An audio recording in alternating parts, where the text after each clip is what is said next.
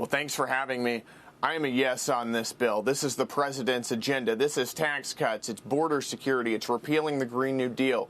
It's all of the things that we ran on in the past election cycle. I think the president has set this July 4th deadline. We need to meet it. It's our job to uphold our end of the bargain and get this thing done. Do you think you have the votes necessary? I know you can only afford 3 no votes. It looks like you've got 2 already. Is there a third? We're going to see. We're going to vote on this perhaps as early as just a few hours from now. There are a few people who are still working through different provisions that were added to the Senate bill. As you know, that process lasted until yesterday. So they've been working on this for some time, making some changes. So we're going to see where the votes land. But whether we get this done today or tomorrow, I think we're going to hit that deadline.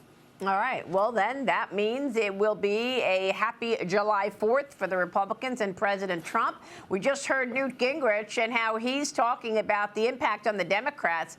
Do you think that the Democrats will actually see an impact come 2026 and the re-election campaigns, given the fact that they just voted to increase taxes on Americans by voting no on this bill?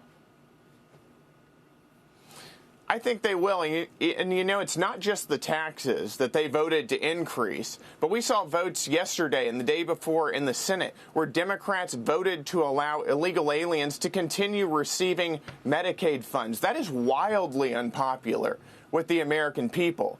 The Democrats right now are standing in the way of tax cuts. They're standing in the way of border security and deportations, and they're standing in the way of rolling back the Green New Deal and getting us back on the track to fiscal sanity. These are all things the American people resoundingly voted for in the last cycle, and Democrats need to wake up and listen to the voters and listen to the people who are saying we want to get this country back on track. We trust the president on the economy. We trust him on the border, and we want to get him the resources he needs to carry out his agenda.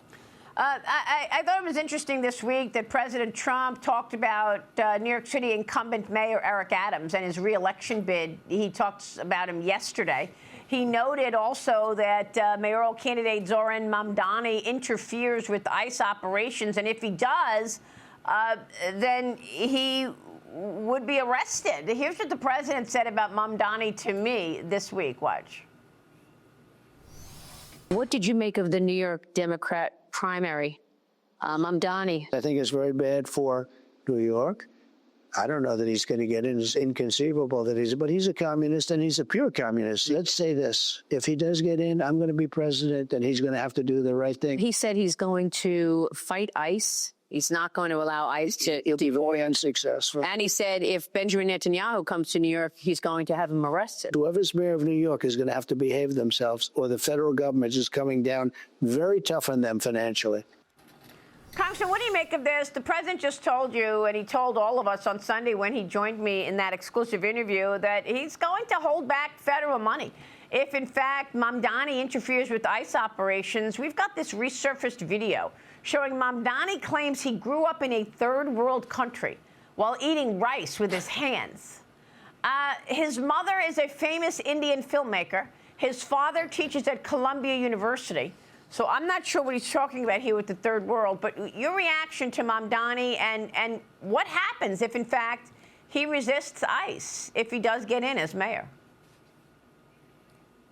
Well, I think the president is right. If Mamdani does break the law and resist ICE in his city, and remember, just a couple days ago, he put out a statement referring to ICE as terrorizing New York City. But if he breaks the law, he should be arrested. Remember, this is a guy who is actually a communist. That is not political hyperbole. In his own words, his goal is to seize the means of production. He doesn't believe that billionaires should exist. This is a guy who has talked about and defended the phrase, globalize the intifada. This is a guy who is going to destroy New York City if we allow him to get elected, if New Yorkers vote for this guy. Now, remember, This is a guy who wants to promote third world policies in the United States, and I think that's what he was referring to in the video, where he was eating rice with his hands. This is a guy who will lead New York down a very, very dark path, and I support the president in pushing back against this. All right, we will leave it there. It's great to see you, sir. Thanks very much. Congressman, we'll be watching your work. Big day today on that big, beautiful bill. Thank you, sir. Quick break, and then the NYPD top brass bracing for a potential mass exodus of officers.